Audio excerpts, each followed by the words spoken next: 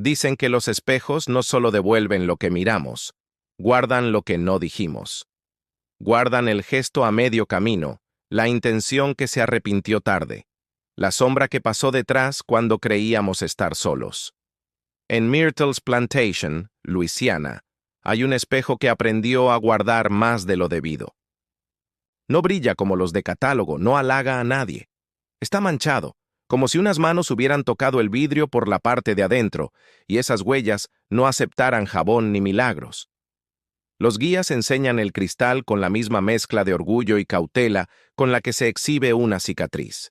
Dicen que si te acercas lo suficiente verás marcas que vuelven cada vez, como si insistieran, como si cada intento de borrarlas fuera un modo de nombrarlas otra vez. La plantación nació entre magnolias y limpiezas a base de sudor. Fue casa, refugio y escenario de discusiones, donde la madera escuchó más de la cuenta. Se levantó en 1796 y desde entonces aprendió a contar los días con lluvia, las noches de insectos insistentes, los inviernos que solo se notan en la respiración de la casa. Por allí pasaron apellidos que ahora pesan en las placas, niños que corrían como si el corredor fuera un río, criadas que viajaban de cuarto en cuarto sin hacer ruido y una guerra que se coló por las rendijas y se sentó un rato en las sillas del comedor. De todas las piezas, el espejo del pasillo principal se convirtió en el guardián más terco, siempre presente, siempre callado, siempre dispuesto a devolver miradas. Y sin embargo, un día, dejó de devolver y empezó a retener. La tradición del sur es clara. Cuando alguien muere, se cubren los espejos. No solo por decoro o superstición, se cubren para que el alma no se quede pegada al vidrio, repitiéndose como un nombre mal pronunciado. En Myrtle's, dice la leyenda, fallaron. La casa tenía demasiado llanto, demasiadas recetas que no servirían más, demasiados pasos errados, y en la confusión el espejo quedó al descubierto. Fue un error sin ruido, pero con consecuencias que desordenan años. Desde entonces, cuentan, 2 almas se quedaron allí donde nadie debería quedarse. El cristal, antes mudo, comenzó a responder con manchas que no eran polvo ni agua, eran formas, a veces dedos, a veces un velo. Hay historias que prefieren nombres para pisar firme. En Myrtle's, los visitantes repiten uno, Chloe. La dibujan joven, con los ojos demasiado abiertos por la costumbre de escuchar detrás de las puertas. La imaginan castigada por oír, con la oreja oculta bajo un turbante verde.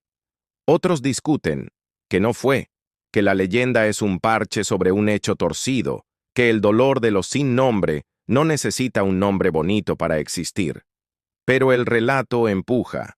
Chloe, por miedo, intentó envenenar con adelfa a un amo que la había convertido en sombra, y el pastel lo comieron quienes no debían, la esposa y las niñas. La muerte, ahí, no tiene rúbrica elegante. La casa tembló, y en medio del temblor, nadie cubrió el espejo. Esa omisión se volvió dueño. Durante años, la gente de limpieza tiró de productos y paciencia. Frotaron en círculos, en diagonales, con agua caliente y con trapos nuevos. Las manchas regresaron como si tuvieran la dirección memorizada. En ocasiones eran marcas pequeñas, como los 4 dedos de una mano infantil presionando el vidrio desde el otro lado del mundo. En otras, un óvalo tenue, el contorno de un rostro que nunca termina de ser rostro. Alguna vez, una mujer juró haber visto un velo blanco apoyarse en el hombro de su reflejo y deslizarse hacia el borde del marco. Cerró los ojos. Los volvió a abrir para encontrar explicaciones en la cortina. La cortina no estaba. El velo tampoco. Las marcas, sí. Hay fotógrafos que midieron el espejo como si fuese una ecuación. Llegaron con trípodes, con reglas, con una paciencia que huele a desconfianza. Uno afirmó que la sombra lateral que aparecía en todas las tomas no era un efecto del ángulo ni una broma de la luz. Otro, más orgulloso, dijo que el problema era el desplateado, que la plata, por detrás, se oxidó y que por eso hay efectos lechosos. Volvió con filtros, con guantes blancos, con una brocha que no rayaría ni el aire. Repitió las tomas y obtuvo lo mismo. Una leve distorsión, un fragmento de niebla donde no había agua, la huella que quiere ser borrada y no se deja. No lo publicó. Se lo contó a dos amigos en una mesa de bar y pidió que su nombre se quedara afuera, como el viento cuando uno cierra la ventana antes de dormir. De noche, la casa se siente más vieja. El aire en Myrtles se pega a la piel de otra manera. Incluso los insectos parecen saber qué corredor no conviene cruzar. Las habitaciones respiran con la discreción de los muebles usados por generaciones. El espejo no hace ningún ruido, su oficio es otro. Pero hay quien asegura que en la oscuridad no refleja lo mismo que a la tarde. A veces devuelve el pasillo medio centímetro más estrecho. O aparece un resplandor en el marco que no viene de lámpara alguna. Hay sueños que regresan. Un pasillo excesivo. El marco al final. Un paso más cerca en cada intento por despertar. Quien sueña abre los ojos con la boca seca. Cuenta los segundos. Se sienta y enciende la luz. Y descubre que no es el espejo el que lo llama. Es su propia curiosidad haciendo de faro. Los guías de la casa, ya curtidos, hablan poco. No prometen fantasmas, prometen hechos. Este vidrio no se comporta. Y señalan con esa calma que calma poco.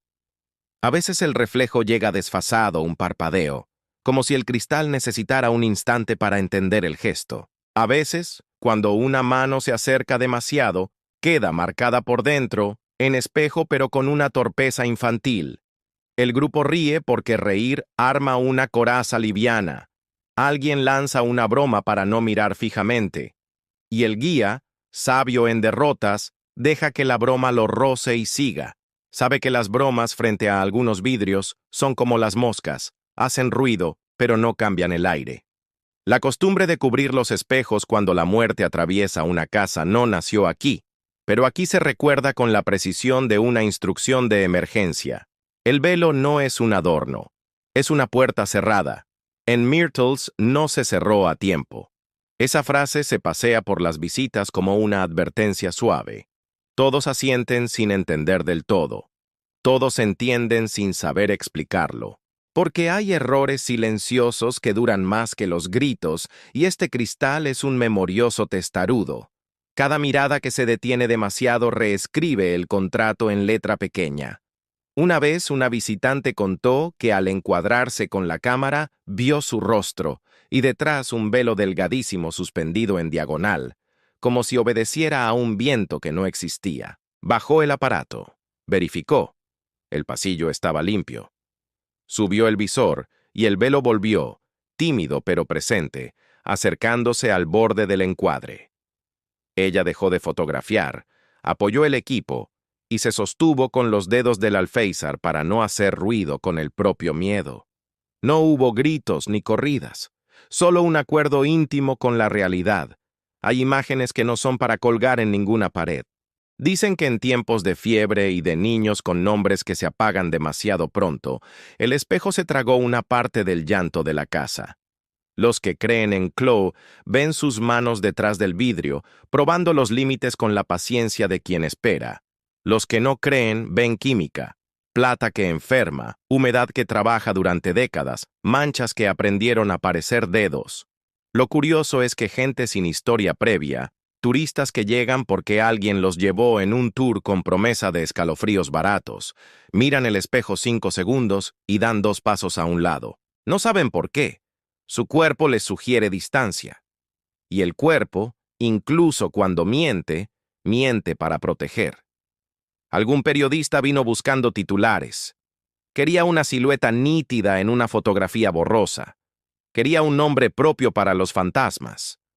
Lo sentaron en una silla de mimbre frente al pasillo. Le dijeron que esperara lo que quisiera, pero que no empujara al vidrio con palabras. Se fue con menos de lo que necesitaba para llenar una portada y más de lo necesario para quedarse pensando en la noche, porque lo que da el espejo no es espectáculo. Es una sensación que se comporta igual que el frío leve de una mano desconocida apoyada en la nuca. Hay una pregunta que todos hacen, tarde o temprano. ¿Por qué no retirarlo? ¿Por qué no cambiar el espejo, colgar otro, arrojar este al olvido de un desván? La respuesta no está en la vitrina ni en la tienda de antigüedades, está en la casa entera. Myrtles ya lo adoptó como se adopta una cicatriz. Quitarlo sería amputar un capítulo y dejar la herida abierta. Además, hay quien cree que no es el vidrio el que contiene lo que contiene, sino el error. Y el error no se quita con herramientas, se administra con gestos, cubrirlo cuando corresponde, no provocarlo con risas largas, no regalarle más historias de las necesarias, porque esas historias son alimento. De tarde, cuando la luz entra sesgada y el polvo hace danza en los rayos, el espejo parece beberse un poco del brillo ajeno. Se diría que traga luz a otra velocidad. No lo vuelve negro ni lo apaga del todo, lo espesa. Frente a ese espesor, la gente baja la voz. Se escuchan las tablas del piso que conocen de memoria los pies de los guías. Se asoma el olor leve a cera. Y alguien, siempre alguien, pregunta si la casa está realmente embrujada. El guía no responde con adornos, dice, la casa recuerda. Y a veces recordar es suficiente para asustar. Hubo intentos de explicación con números. Un ingeniero de paso se dedicó 1 hora a medir temperaturas, a comparar humedad relativa entre el pasillo y las habitaciones, a ubicar filtraciones. Anotó con detalle académico. Al final, sostuvo que, en determinadas condiciones, la plata trasera puede parecer trazar figuras. Nadie lo discutió. Esa noche, el ingeniero durmió en un hotel de carretera. En la madrugada se despertó con la impresión de que alguien lo miraba desde el espejo ovalado del baño. Lo cubrió con una toalla y se rió de sí mismo. Por la mañana prefirió no hacer chistes al respecto. Hay inteligencias que también aprenden a cubrir. Los niños ven distinto. Una vez, una nena de 7 años, hija de turistas que vinieron con cámara y prisa, se detuvo frente al cristal y no quiso posar. No lloró ni pataleó. Dijo, ella está cansada, y se dio vuelta. Los padres se miraron con ese gesto que mezcla incomodidad y ternura. El guía, que no estaba para convertir escenas en marketing, hizo lo que debía. Dejó pasar el comentario sin anotarlo en su libreta de anécdotas. No todo se cuenta. No todo ayuda. Si te quedas el tiempo suficiente, el espejo te enseña algo sobre cómo miramos. No hay que creer ni no creer. Hay que aceptar que ciertas superficies devuelven más de lo que les damos.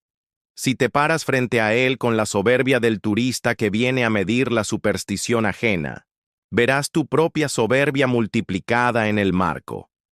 Si te acercas despacio, con la humildad de quien no quiere invadir, el espejo te dejará ir casi sin marca. Y si decides examinarlo como se examina una herida, esperará a que te canses. Los silencios largos son su especialidad. Chloe vuelve como vuelven las canciones que pegan. Te la llevas puesta sin querer. Pero también regresan nombres que nadie pronuncia, épocas de enfermedad que dejaron platos lavados a la mitad, cerraduras que no sonaron a tiempo, sábanas que se enfriaron demasiado pronto. El espejo contiene la suma de esas cosas, y esa suma es casi siempre lo que de verdad nos asusta. La reunión de pequeños descuidos que juntos escriben tragedias. Myrtles enseña una lección que conviene no olvidar. El respeto es una herramienta antigua que funciona mejor que muchas modernas. La casa pide que no la conviertan en parque temático. Pide pasos medidos, palabras pocas y miradas lo bastante largas como para aprender, pero lo bastante cortas como para no tentarse. El espejo maldito no quiere ser estrella, quiere ser recordatorio. De que hay puertas que no se abren con llaves ni se cierran con cerrojos. De que los errores sin ruido duran más de lo previsto. De que los velos son una manera humilde de decir, te veo, pero no te dejo entrar. Las mejores historias de Myrtles no pasan por micrófonos ni por visitas con foco en la frente. Pasan por detalles. Una guía que suspira apenas cuando un niño quiere tocar el marco. Una señora que vuelve sola a mirar 2 segundos más y se va sin foto. Un jardinero que deja de silbar al pasar frente al pasillo. El espejo ha aprendido a convivir con la cotidianeidad, como se aprende a convivir con una memoria incómoda, sin nombrarla demasiado, pero teniéndola en cuenta antes de decidir. Hay quien pide dormir en la plantación por capricho. Quiere contarlo después. Quiere la medalla invisible de haber pasado la noche en un lugar que los demás evitan después del atardecer. Algunos lo logran. Se despiertan 2 o 3 veces por ruidos que el día siguiente les enseñará a llamar madera, viento, bichos. A la mañana, bajan al comedor con ojeras y una sonrisa que exagera. No dicen qué soñaron. No lo recuerdan con precisión. Pero ya no empujan a nadie hacia el espejo a modo de broma. Son pequeñas victorias, límites que se aprenden sin discurso. El espejo maldito de Myrtle's Plantation no es una pantalla de cine esperando la escena del susto. Es una superficie porosa. Te devuelve si lo tratas como trofeo. Te deja ir si lo saludas como a un viejo que no quieres despertar. Y si cometes el error de exigirle un espectáculo, hará lo que mejor hace, callar hasta que creas que ganaste, y luego devolverte, en la hora exacta en que el pasillo de tu casa parece otro, la forma de unos dedos o el recuerdo de un velo. No para arruinarte la vida, para recordarte que hay promesas que se hacen sin querer y que conviene, cuando el mundo se pone serio, cubrir lo que debe cubrirse. Al finalizar el recorrido, cuando el grupo se dispersa en la tienda de recuerdos y el guía se concede un vaso de agua, el espejo se queda solo. Nadie piensa en él como en un ser que descansa. Nadie le asigna respiración. Pero todo en esa sala se reacomoda, como se reacomoda el silencio después de una misa. Afuera, el jardín cruje con el peso de la tarde. Adentro, el vidrio sigue a lo suyo. Sostener imágenes, insistir con manchas, aceptar que lo miren y, de vez en cuando, devolver la mirada. Hay objetos que no deben ser héroes ni villanos. Deben ser advertencias. El espejo de Myrtle's, con su terquedad y su paciencia, cumple ese rol con precisión antigua. Anuncia que el duelo necesita sus gestos, que el respeto no es superstición, que hay heridas que para cerrar piden un paño y un minuto de silencio. Y que, cuando olvidamos esas cosas, no aparecen demonios ni truenos. Aparece esto, una superficie que decide guardar más de lo debido y que, cada tanto, nos lo recuerda. Quizá por eso quienes vuelven a Myrtle's no lo hacen buscando la foto definitiva, el fantasma impecable, la prueba que cierre la discusión universal. Vuelven para medirse en el espejo de un error humano y antiguo. Vuelven para probarse si han aprendido a cubrir, a mirar sin invadir, a recordar sin encender. Y cuando se van, lo hacen con esa sensación leve y clara que acompaña a las buenas lecciones. Un respeto nuevo que no pide credulidad, que no exige dogmas, que solo sugiere cuando toque cubre. Si obedeces, no pasa nada. Si te ríes, el vidrio se encoge medio milímetro y tú lo notarás recién en tu casa, cuando te acerques al espejo del baño y te reconozcas un instante después de haberte visto. No hay glamour en esa advertencia, no vende entradas extra, pero sostiene a la casa y a su espejo como se sostiene una vela en medio del viento, con las manos en cuenco, con cuidado de no ahogarla y de no dejar que se apague. El espejo maldito, al final, no quiere más que eso, ser la llama justa que ilumina lo que no debemos olvidar. Si lo miras con esa luz, te devolverá exactamente lo que necesitas. Tu rostro con una pregunta nueva dibujada en los ojos. Si no tienes prisa, la responderás a tiempo. Si te apresuras, el espejo te seguirá desde lejos, con ese paso corto y silente con el que caminan los recuerdos que no aceptaron el velo. Y cuando la casa cierre por la noche, y el último pasador haga su sonido de metal satisfecho, Myrtle's se quedará en la sombra mansa en la que mejor vive. El espejo, sin testigos, dejará caer una pequeña sombra en su borde inferior, una sombra que es de sí mismo y de nadie, no para asustar, para descansar. Mañana volverán pasos, voces, manos que quieren tocar y manos que quieren rezar. El vidrio, paciente, esperará. Quien llegue sin respeto aprenderá rápido. Quien llegue con cuidado no tendrá nada que temer. A veces, con eso basta para que una leyenda haga su trabajo. No la de convencer, sino la de enseñar a mirar. Si el video te gustó, suscríbete, dale like y activa la campana de notificaciones. Nos vemos en el próximo video.